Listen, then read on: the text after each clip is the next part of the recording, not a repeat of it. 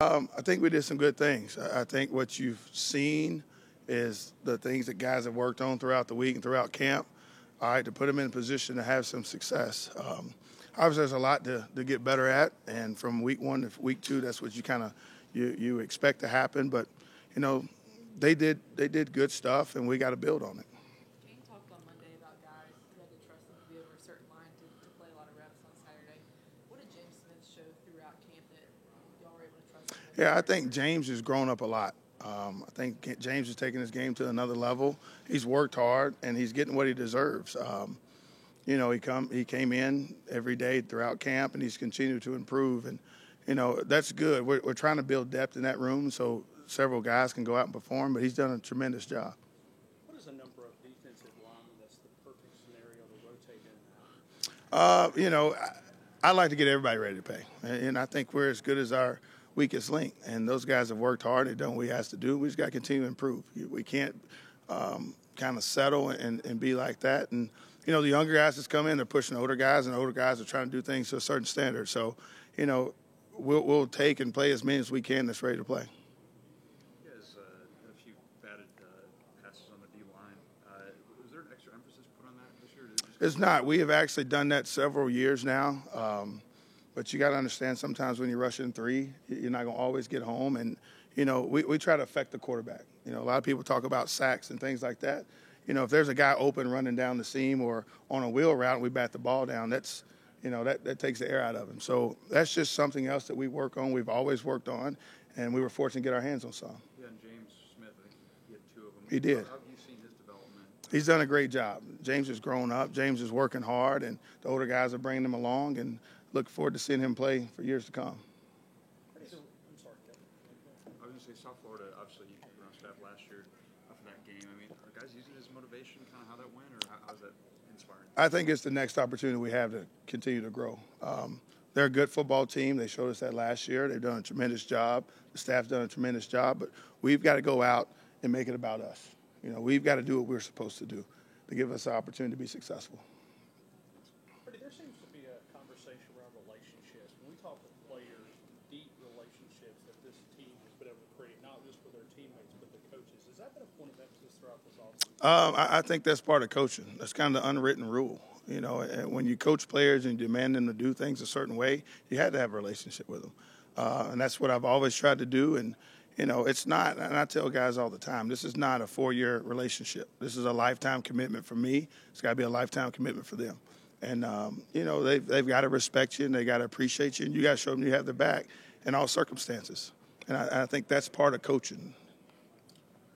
Hey, Coach, having a monumental figure like Nick Saban being honored this weekend at the stadium with the stadium name change, and you previously been under him. I know you spent some time with him, been around him a little bit.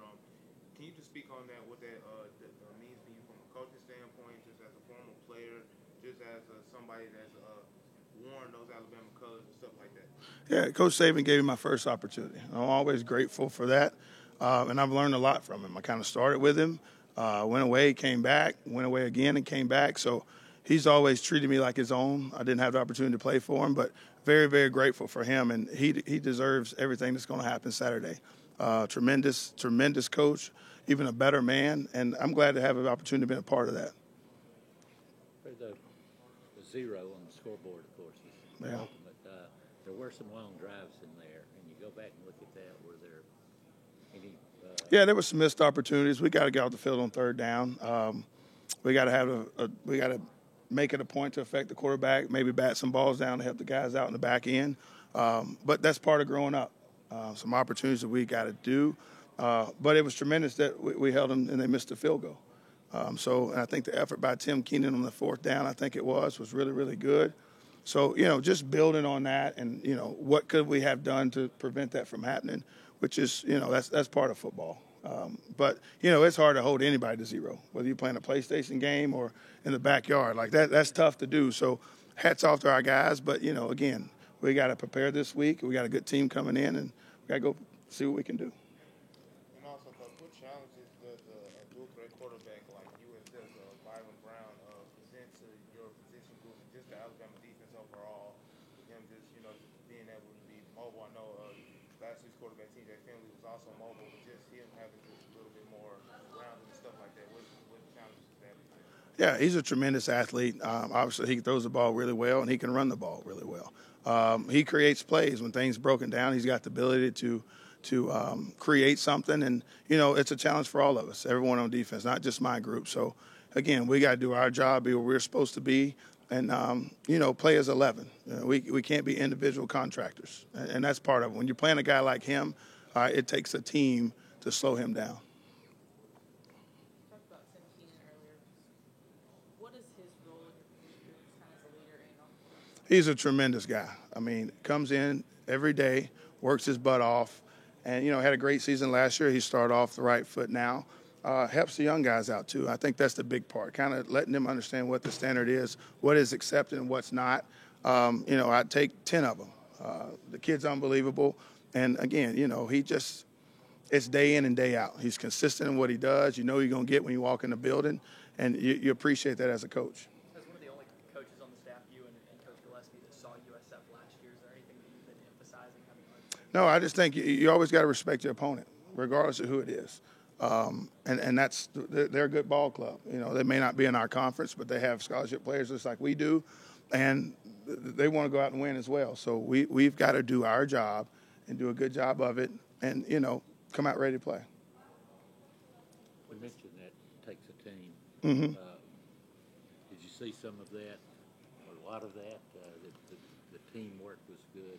Yeah, I think we're building. Everything's a process, and we're trying to take one step at a time. And the guys have done a good job of that. And, it's week in and week out. This is college football, so everyone's got really good players. So we're trying to continue to gel and be better and just grow as a team. What's your philosophy been with the rotations on the defensive line, and how do you feel about how that went down on Saturday? We're trying to get everybody ready to play. I mean, I don't think you say he's going to play. I mean, everybody in that room needs to be able to come play really good football for us. I tell those guys the twos need to be like the ones and the threes need to be like the twos. And, if we can improve daily on every guy that's in that room, we'll have a chance to be a pretty good unit. From what you saw, did you feel like the threes played like twos and the twos played like I think they did some good things. Obviously, there's always things that you can correct and do. But, those guys are working towards one common goal, and that's be the best they can be. Capitalizing a little bit more on things like turnovers and defensive positions and stuff. How do you kind of preach that to your unit this week? Is that been more of an emphasis? I think you do talk about it, and he makes a good point. Like, we have to create takeaways, give the ball back to our offense. And I think when you're swarming to the ball and you're aggressive, good things happen. I tell guys all the time, you run to the ball and play with a great effort, you create takeaways.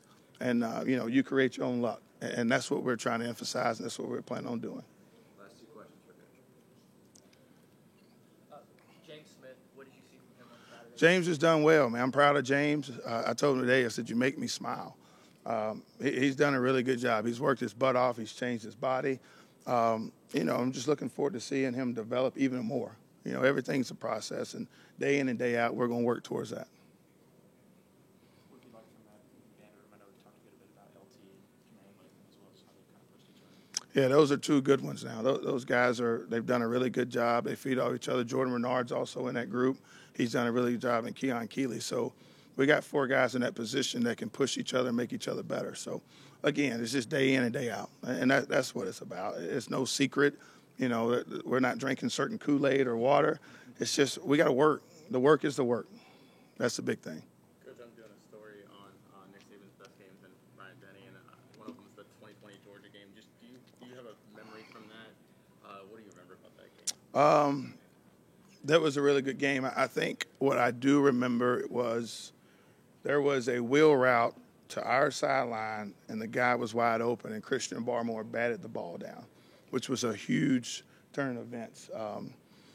But again, that play in particular was a good one for us. But they've all been great. Everything he's done has been great. I don't think anybody can argue that. Following that one, we got to see him kind of like share a moment with y'all and dance in the locker room. How he's had so much success, and like how fun is it to kind of like look back at those moments where you got to see him, outside of maybe a coaching realm, and just really kind of share those kind of moments. Yeah, and I think that, he's always said it's about the players. And they worked their butt off that game. And every win is hard to come by. I know expectations are you win every game. I understand that. But, you know, when you see a group of guys work their butts off throughout the week and have success on Saturday, you know, that's what coaching's about. And I think he enjoyed that. He's seen that. And for him to celebrate with them, it was different for me to see for sure. That's it. Thank you, guys. Thank you.